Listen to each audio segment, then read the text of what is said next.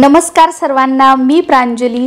या ज्या गोष्टी आहेत ना त्या तुमचा देवावर किती विश्वास आहे, देवाप्रती तुमची श्रद्धा, तुमची भक्ती आणि सर्वात महत्त्वाचं तुमचा भाव, यावर या गोष्टी काम करतात। याच्यामध्ये मी तुम्हाला दोन पद्धती सांगणार आहे ज्या की मी स्वतः त्या पद्धतीने करते आणि या दोन्हीही पद्धती मी वापरलेल्या आहेत, त्या फक्त मी तुमच्यासोबत शेअर करणार आहे। आता इथे असा सुद्धा एक प्रश्न विचारला जाऊ शकतो की हे खरं आहे का, असं होतं का? तर बघा, मी सुरुवातीलाच आन्सर दिलेला आहे की हे सगळं तुमचा भाव, तुमची भक्ती आणि देवावरील तुमची श्रद्धा यावर अवलंबून असतात।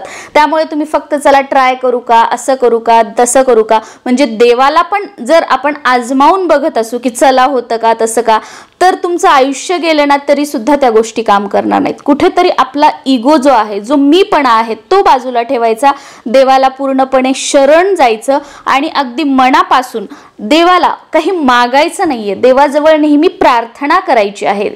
प्रार्थनेमध्ये खूप मोठी शक्ती आहे आणि ती प्रार्थना पण अशी की अगदी अंतःकरणापासून, की आपण हाक मारली की देवाने आपल्या हाकेला प्रतिसाद द्यायला हवा, या पद्धतीने देवाला हाक मारणं म्हणजे आपण नवस करणं। आता हाक मारणं म्हणजे काय की तुमची जी इच्छा आहे, तुमची जी मनोकामना आहे ती विश्वासाने, अतर्क्यतेने, एका विनंतीतून, एका प्रार्थनेतून तुम्ही देवाला सांगणं म्हणजे देवाला हाक मारणं। आणि नक्कीच तुम्ही अंतःकरणापासून देवाला जर काही मागितलं, विश्वास ठेवला, तर नक्कीच तुमची जी इच्छा आहे ना, मनोकामना आहे ना, ती त्या देवाच्या कृपेने। आणि आज तर आपण आपल्या कुलदेवीला नवस कसा करायचा हे बघणार आहोत।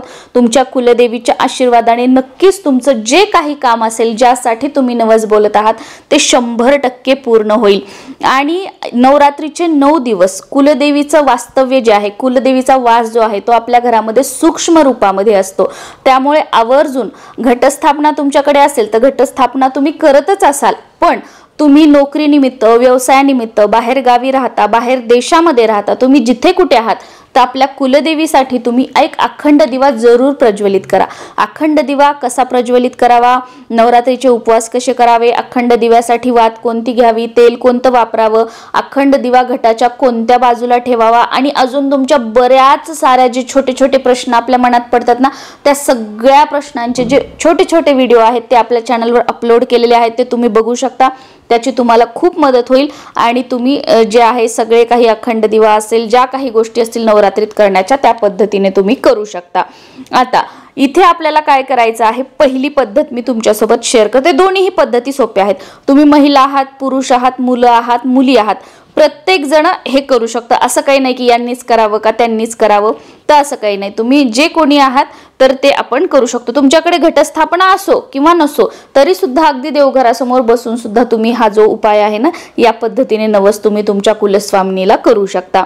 एखाद्या गोष्टीसाठी समजा तुम्ही खूप प्रयत्न करत आहात आणि प्रयत्न करूनही तुम्हाला त्यामध्ये यश मिळत नाहीये, एखाद्या कामामध्ये खूप साऱ्या अडचणी येत आहेत, तुमचं ते काम पूर्ण होत नाहीये, किंवा तुमच्या मुलांचं शिक्षण वगैरे झालं आहे, मुलांना चांगली नोकरी लागवी, मुलं प्रयत्न करतायत, रिझ्यूम देतायत, इंटरव्ह्यू देतायत, पण त्यांच्या मनासारखा जॉब मिळत नाहीये, तर तुम्ही आई असाल तर आपल्या मुलांसाठी, तुम्ही बहीण असाल तर आपल्या भावासाठी सुद्धा नवस करू शकता, किंवा तुमच्या मिस्टरांचं कोणतं काही काम असेल, उद्योगधंदा व्यवसाय, त्यांच्यासाठी तुम्ही करू शकता। तुमच्या घरात एखादी व्यक्ती खूप आजारी आहे, तुम्ही ट्रीटमेंट घेताय, पण त्या ट्रीटमेंटचा तुम्हाला रिझल्ट काही बघायला मिळत नाही, आजार पण काही त्या व्यक्तीचं कमी होत नाही, तर कुठेतरी एक म्हणून तुम्ही त्यांच्यासाठी नवस करू शकता। म्हणजे मी तुम्हाला एक फक्त उदाहरण देते की तुम्ही कशासाठी, स्वतःच्या घरासाठी प्रयत्न करताय, अडचणी येत आहेत, स्वतःचं घर होत नाही, त्याच्यासाठी तुम्ही नवस करू शकता। म्हणजे अशा वेगवेगळ्या कशासाठीही तुम्ही नवस करू शकता। तर पहिली पद्धत काय आहे, तुम्हाला एक नारळ घ्यायचा आहे। कुणी ओटीमध्ये दिलेलं किंवा मंदिरामध्ये आपल्याला ओटीत वगैरे प्रसाद म्हणून दिलेलं नारळ ते घ्यायचं नाहीये, स्वतःच्या पैशाने, कष्टाच्या पैशाने विकत आणायचं आहे पाणीदार नारळ। वाळलेलं वगैरे जुनं एखादं घरातलं नारळ आहे ते घ्यायचं नाही। हा, तुमच्या घरात तुम्हीच घेतलेलं नारळ आहे, त्याच्यामध्ये पाणी सुद्धा आहे, ते वाळून वगैरे गेलेलं नाही, तर ते नारळ तुम्ही घेऊ शकता, काही हरकत नाही।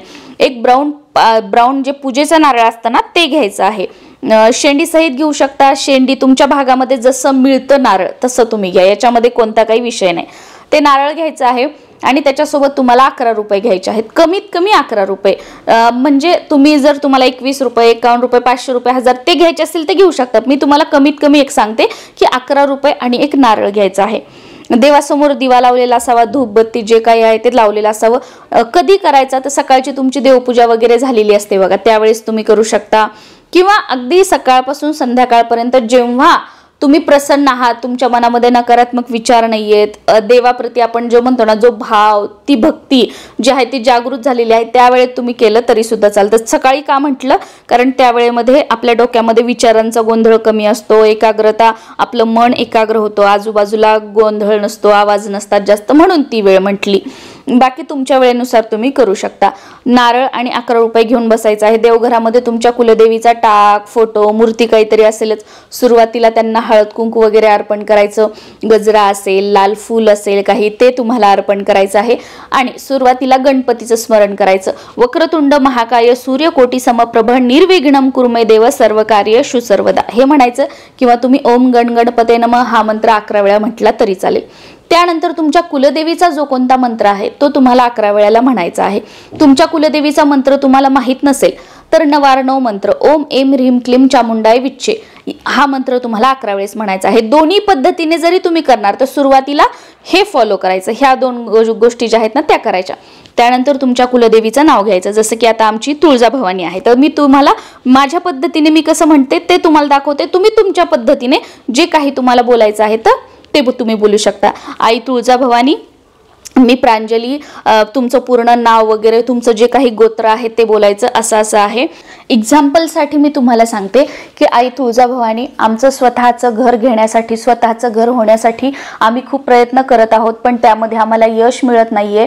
तर आमच्या जोशी कुळाची कुलस्वामिनी आई तुळजाभवानी, तुझ्या आशीर्वादाने स्वतःचं घर होऊ दे. पुढच्या नवरात्रीपर्यंत आम्ही आमच्या स्वतःच्या घरामध्ये राहायला जाऊ दे. पुढची नवरात्र स्वतःच्या घरामध्ये व्हावी अशी मी तुला प्रार्थना करते, विनंती करते. आणि तुमच्या आशीर्वादाने लवकरात लवकर आमचं स्वतःचं घर व्हावं अशी मी आपल्याला प्रार्थना करते, विनंती करते. माझं स्वतःचं घर झाल्यानंतर आम्ही सहकुटुंब, सहपरिवार तुझ्या मूळ पीठावर येऊन तुमचा मान सन्मान करू. म्हणजे आईला कसं आपण प्रेमाने कधी आरे तुरे, कधी आहो जाओ, म्हणजे जसं तुम्हाला एक आतून की नाही असंच बोलायचं तसंच बोलायचं, तुमच्या आतून तुम्ही आईला कशी हाक मारता त्या पद्धतीने मी तुम्हाला फक्त एक सांगत आहे. तुम्ही असंच बोलावं असं नाही, तुम्हाला जसं वाटतं त्या पद्धतीने तुम्ही करू शकता.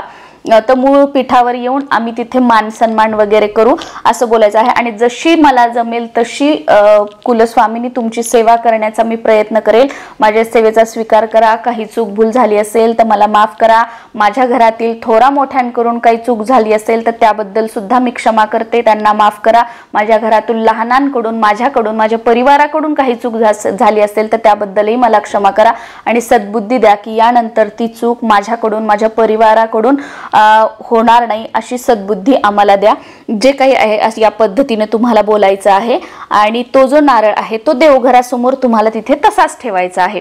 आता आपण इथे जे म्हटलोय की माझं काम झाल्यानंतर मी मूळ पीठावर येऊन मान सन्मान वगैरे करेल, तर वर्षातून एकदा जे आपण मूळ पीठावर जाऊन मान सन्मान वगैरे करतो तो वेगळा, तो तर करायचाच आहे. पण हा मान सन्मान काय आहे की आपलं हे काम कुलदेवीच्या आशीर्वादाने पूर्ण झालं म्हणून आपण एक कृतज्ञता म्हणून मूळ पीठावर जायचं आणि तिथे मान सन्मान करायचा आहे. नाही तर बरेच जण याच्यामध्ये पण काय करायचं, चला आम्ही वर्षाला जातो ना मग हेच माझं ते पण झालं. नाही, वर्षाला तुम्ही जाता ते तर जायचंच आहे आणि हे काम झालं म्हणून अजून एक कृतज्ञता व्यक्त करण्यासाठी तुम्हाला मूळ पीठावर जाऊन करायचं आहे. आणि तुम्ही असंच बोलावं की मी मूळ पीठावर येऊन हे करेल असं काही नाही, तुमच्या पद्धतीने तुम्ही बोलू शकता. पण मी जनरली असं करते ते मी तुम्हाला सांगितलं आहे. तर या पद्धतीने तुम्हाला बोलायचं आहे. आणि तो नारळ देवघरात तिथे त्या दिवशी ठेवायचा.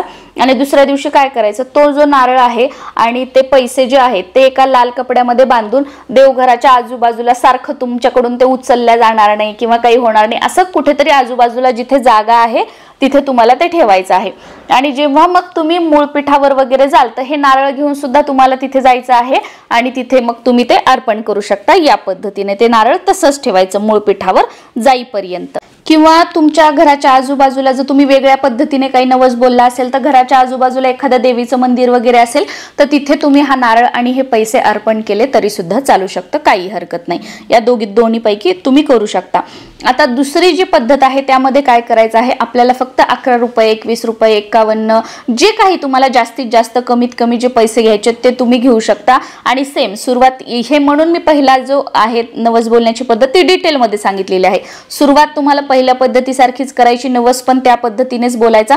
एक छोटासा लाल कपडा घ्यायचा आणि त्याच्यामध्ये हे 11 रुपये, 21 रुपये जे पैसे तुम्ही घेतले ते ठेवायचं, त्याच्यामध्ये थोडंसं हळद कुंकू टाकायचं, थोड्याशा अक्षदा टाकायच्या आणि तुमची मनोकामना बोलत बोलत तुम्हाला ह्या कपड्याला जे आहे पैसे ठेवलेले लाल कपड्याला तुम्हाला गाठ बांधायची आहे आणि याला भाग बांधणं सुद्धा म्हणतात। तर हा भाग बांधून तुम्हाला ठेवायचा आहे सेम देवघराच्या आजूबाजूला कुठेतरी, आणि जेव्हा तुम्ही मूळ पीठावर वगैरे जाल तर तिथे तुम्हाला हे पैसे वगैरे अर्पण करायचे आहेत। याच्यामध्ये अजून पैसे टाकायचे, ते अर्पण करायचं।